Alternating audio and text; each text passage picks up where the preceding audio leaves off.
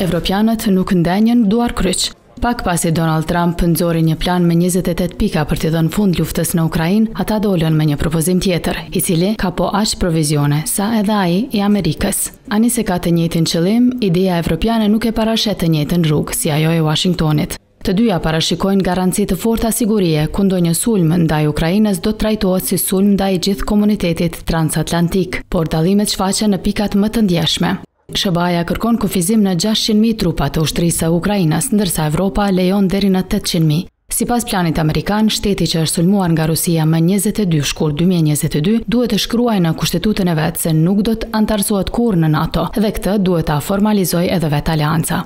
Evropa nga ana tjetër thotë se antarësimi i Ukrainës varet nga konsensusi i vendeve anëtare, i cili sot mungon, por që nuk guxon të mbyllet ligjërisht. Edhe për praninë e trupave të NATO-s në shtetin që ka për president Volodymyr Zelenskin, SBA kërkon ndalesë të plotë.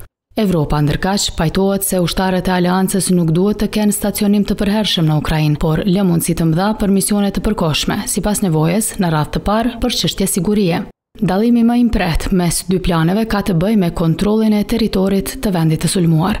Amerikanët janë për njohje de facto të rajoneve të Krimes, Luhanskut dhe Donetskut si pjesë të Rusisë, e cila i pushtoi ato më 2014 dhe 2022 dhe ngrirje të vijës së frontit në pjesë tjera. Propozimi evropian nuk ja njeh Kremlinit asnjë territor të marrë nga Ukraina, të cilës ja njeh të drejtën t'i kthejë këto zona, jo me luftë, por me negociata.